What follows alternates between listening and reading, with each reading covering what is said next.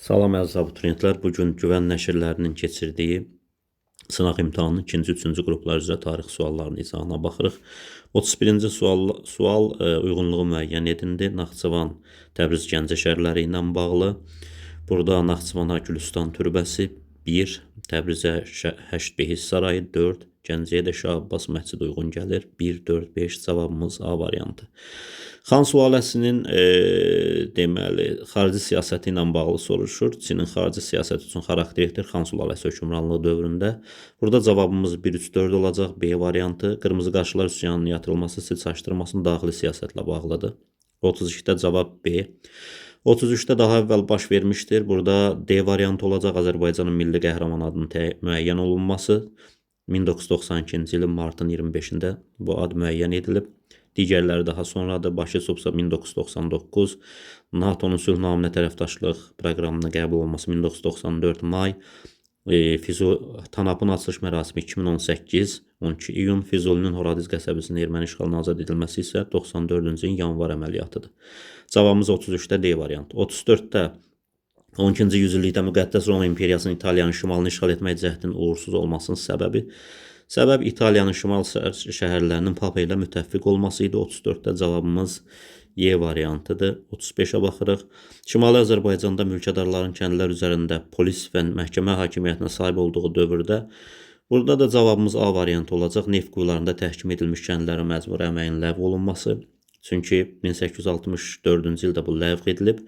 1846-cı ildən 1865-ci ildə isə illər arasında isə mülkədarların kəndlər üzərində polis və məhkəmə hakimiyyətinə sahib olduğu dövr kimi müəyyən edilir. 46-cı il reskripti ilə başlayır. 1865-ci il kənd icmaları haqqında qanunla ləğv edilir o. 35-də cavabımız A variantıdır. 36-da ərəblərin Şərqi Avropaya yürüşlərin qarşısı alınır. Hiləgər sualda Şərqi Avropa deyir burada. Şərqi Avropaya yürüşlərin qarşısı Xəzərlərlə mübarizə nəticəsində alınır. 36-da cavabımız C variantıdır. 37-də göstərilənlərin aid olduğu ərazini müəyyən edin. 19-cu əsrin 40-cı illərində quberniyaya çevrilmişdi.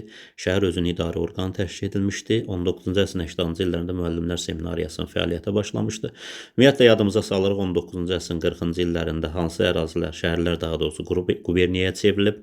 46-da 1846-da Kutaisi, Tiflis, Şamaxı, Dərbənd, 49-da İrəvan, Şamaxı və Dərbənddə 19-cu əsrin 80-cı illərində müəllimlər seminariyası fəaliyyətdə olmadığına görə biz avtomatik olaraq cavabı 3 götürəcəyik. Yəni İrəvan ərazisi.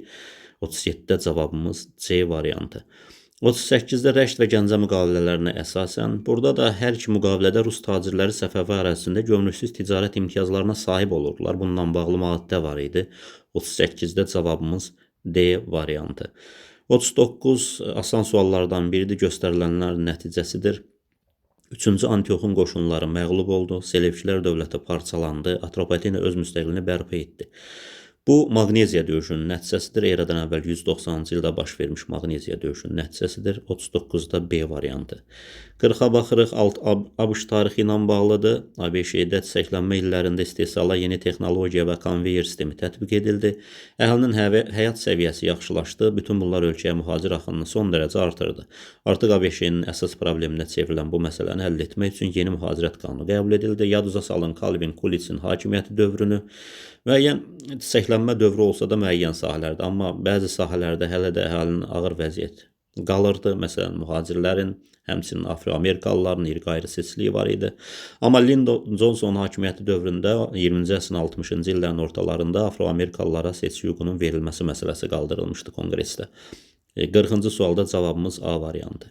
41 Şəmsəddin Eldəniz Yusif İbn Əbu Sacdan fərqli olaraq elə A variantıdır. Azərbaycanda yeni dövlətin əsasını qoymuşdu. Həqiqətən də Şəmsəddin Eldəniz Atabəylər dövlətinin əsasını qoymuşdu. Yusif İbn Əbu Sac isə Sacilər dövlətinin ən qüdrətli hökmdarı idi. 41-də cavab A. Qəmərli və Qarababa döyüşləri nəticəsində hər iki döyüşdə Rusların məqsədi İrəvan şəhərini ələ keçirmək idi, İrəvan qalasını tutmaq idi. Lakin hər iki döyüşdə Rus qoşunları məğlubiyyətə uğrayır və bu yürüş uğursuzluqla nəticələnir. Nəticədə İrəvanı ələ keçirmək cəhdi baş tutmur. 42-də cavab D variantı. 43 19-cu əsrin sonlarında Cənubi Azərbaycan və 20-ci əsrin ikinci 10 illiyində Şimali Azərbaycan tarixi üçün oxşar cəhət. Maraqlı sualdır. Burada qadınların möhtəkirliyə qarşı çıxışlarının baş verməsidir. Həqiqətən də 19-cu əsrin sonlarında 1898 Zeynəb Paşa üsyanını yadınıza salın, möhtəkirliyə qarşı. Eyni zamanda 1916-cı ilin fevralında Bakı şəhərində də möhtəkirliyə qarşı qadınların çıxışı baş vermişdi. 43-də cavab B variantı. 44-ə baxırıq. 44 xəritə sualıdır. Aferin burada işarələnib. Almaniya Federativ Respublikası bilirsiniz ki 49-cu ildə yaradılıb. İngilis, Fransız və Amerikan işğal zonalarının birləşdirilməsi nəticəsində ona cavab olaraq 49-cu ildə elə ADR-də yaradılır. Mərkəzi, daha doğrusu paytaxtı Şərqi Berlin olan ADR. Burada Avropa İqtisadi Birliyinin üzvlərindən idi. Ümumiyyətlə 1957-ci ildə Avropa İqtisadi Birliyini təşkil edən dövlətlərdən biri elə AFER olub. Bir doğrudur, bir də 3 İngilis, Fransız və Amerikan işğal zonalarının birləşdirilməsi nəticəsində yaranmışdı. 1-3 doğru cavabımız. Deməli 44-də cavab D variantı. İstehsal təsərrüfatının mövcud olduğu dövrə aid deyil. Quruçay mədəniyyətin formalaşması asan suallardan biridir, çünki alt paleolit dövrünə aiddir. 45-də cavab C. 46-da üçlü Eyler-Venn diaqramı İrəvan xanlığı, Naxçıvan xanlığı və Gəncə xanlığını verib. İki hakimiyyətlinin mövcud olması bu Gəncə xanlığıdır. Heydərqulu xan tərəfindən əsasın qoyulması Naxçıvan xanlığıdır. Şəki xanlığına qarşı gürcülərlə müttəfiq olması, hər üç xanlıq Şəki xanlığına qarşı gürcülərlə müttəfiq olmuşdu. Yadınıza salın 1752-ci il Qızılqaya xəyanətin. Qarabağ xanlığının asılılığının qəbul edilməsi Pənahəli xanın dövründə də Qarabağ xanlığından asılığa düşmüşdü bu xanlıqlar, Ərdəbil də daxil olmaqla. Deməli CD oxşar cəhət olacaq. 4-də CD, 4-də CD-nin uyğun gəldiyi bir variant var. 46-da D baxırıq. 1-ə Y həqiqətən də doğrudur. Əfşar sülaləsindən olan xan tərəfindən idarə olunması. 2-yə B, bəli, Heydərqulu xan tərəfindən əsasın qoyulması. Cavabımız 46-da D variantı. 47-də məntiqi ardıcıllıq soruşulur. 1-də Əhməd xan Moskva knyazlığına yürüşü, 2 Uqra görüşünün baş tutması. Bunların nəticəsində də Moskva knyazlığının Qızıl Ordanın vasallasına son qoyulur. 47-də B. Cavab B variantı. 48-də hadisə nəticə əlaqəsinin doğru verildiyi bəndi müəyyən edin. Siz deməli 20-30-cu illər Azərbaycan tarixini həm yaxşı oxuyun. O yəni mövzulardan sual olma ehtimalı çoxdur qəbulda. Burada da bir sual var. C variantı Zəngəzurun bir parçasının itirilməsi, Naxçıvanın ərazi baxımından Azərbaycanın əsas hissəsinin ayrı salınması. Bəli, səbəb hadisə, yəni hadisə nəticə əlaqəsi doğru verildiyi bənd C variantıdır. 1929-cu ildə Zəngəzurun bir hissəsinin itirilməsi nəticəsində Naxçıvan Azərbaycan əsas hissəsindən ayrı salınmışdı. 48-də cavab D, C. Üzr istəyirəm. 49-da Həsən Padşahın Şeyx Heydər Ərdəbil hakimiyyətində taxta çıxarmasına təsir göstərmişdi. Bu təsir nə ilə bağlı idi? Qızılbaşların Uzun Həsən Teymurlara qarşı mübarizəsində onun yanında olması ilə bağlı idi. Həsən Padşahı müdafiə eləmişlər və nəticədə 1469-cu ildə Əbu Səid öldürülmüşdü. Teymurlar məğlubiyyətə uğradılmışdı. Ona görə də 1470-ci ildə Şeyx Heydəri Ərdəbil hakimliyində taxta çıxarmışdı Həsən Padşah. 49-da cavabımız Y variantıdır. 50-də eradan əvvəl 6-cı yüzilliyin sonlarında Afinalıların üsyanına səbəb oldu. Bu tiranlığın hökmranlıq etməsi idi. B variantıdır, çünki Afinalıların demokratik idarə etmə quruluşuna uyğun gəlmirdi tiranlıq və üsyan qaldırıb o tiranlığı yıxmışdılar. 50-də cavabımız B variantı. 51-ə baxırıq. Deməli 51-ci sual. Xəritədə A və B ilə işarələnmiş şəhərlərin 11-ci əsr tarixinə aid xüsusiyyətləri Venn diaqram nəslinin uyğunluğunu müəyyən edin. 11-ci əsrin tarixinə aid deyil, söhbət burada Gəncə və Beyləqan şəhərlərindən gedir. Əhalisi Slavyanlar tərəfindən divan tutulması, əhalisinə Slavyanlar tərəfindən divan tutulması bu deməli Beyləqan idi 1030-cu ildə. Səlcuq zanişliyinin mərkəzinin çevrilməsi hər ikisi müəyyən müddətdə Səlcuq zanişliyinin mərkəzi olmuşdu. 3-ə B-dir oxşar cəhət.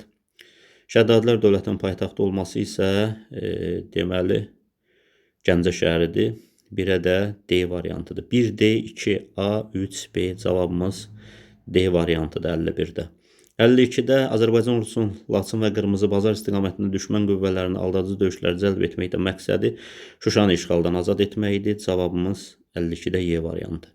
53-də müqəddəs birliklə aparılan müharibə nəticəsində Osmanlı dövləti bu müharibə nəticəsində Karlovitsa müqaviləsi ilə başa çatır 1699. Nəticədə də Mərkəzi Avropadakı ərazilərin xeyli hissəsini itirdi. Bir də durğunluq dövründən geriləmə dövrünə qədəm qoydu. 2-4, cavabımız 2-4, 53-də. 54-də xronoloji ardıcıllığı müəyyən edən Almaniya imperiyasının yaradılması 1871-18 yanvar, Viyana konqresinin çağırılması 1815, 3-də Kütül Amarədə türk qoşunlarının qələbə salınması 1-ci Dünya müharibəsi 1916-cı il, 4 San Stefano sülhünün imzalanması 1878. Deməli, uyğunluq belə olacaq, xronoloji ardıcıllıq belə olacaq. 2, 1, 4, 3. Uyğunluq pozulmuşdur burada. 1-2-də uyğunluq gözlənilib. Pozulanlar 3-4-dür. İngiltərə Respublika elan olunması ilə nəticələnmişdi. Şanlı inqilab bu səhvdir. İngiltərə 1649-da Respublika elan edilib. Şanlı inqilab 1688-dir. Bir də 7 illik müharibə dövründə baş vermişdi Saratoga döyüşü. Bu da yanlışdır. Bu Amerikalıların azadlıq müharibəsi dövründə baş vermişdi. 3-4. 56-da 14-15-ci əsrlərdə Şirvanşahlar dövlətinin tarixi üçün səciyyəvidir. Təbriz üzərində hərbi yürüşlərin təşkil edilməsi 1. Hər ikisində olub. Kazım Keykubat, həmçinin 1-ci İbrahim. 2. Əmir Teymur ilə müttəfiqlik münasibətlərinin saxlanılması həm 14-cü əsrdə, həm də 15-ci əsrdə olub. Çünki Əmir Teymur 1405-ci ildə vəfat edib, yəni 15-ci əsrə düşür. 1-2. Qonşu dövlətlər tərəfindən silahla salınması burada da olub. Həm Şeyx Üveys 14-cü yüzillikdə, həm elə Əmir Teymurun özü olsun.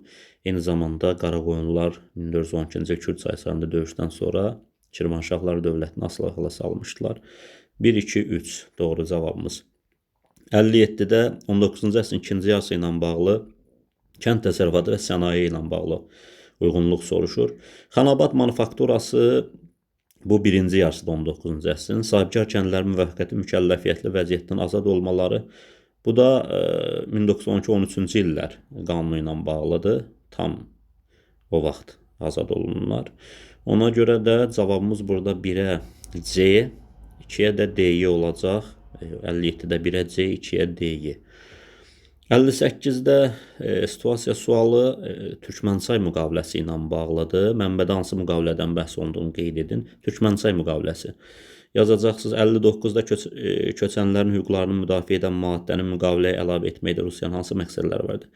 Rusiyanın məqsədləri o idi ki, bu işğallar nəticəsində erməni xalqı onlara yardım etmişdi və onları belə deyək də dırnaqarası mükafatlandırırdı. Eyni zamanda gələcəkdə onlardan digər işğalları həyata keçirmək üçün öz məqsədlərində istifadə etmək istəyirdilər. Osmanlılara qarşı mübarizədə onların yardımından istifadə etmək istəyirdilər və burada xristian əhalisini köçürməklə hakimiyyətlərini qüvvətləndirmək istəyirdilər. Bu kimi cavablar yaza bilərsiniz.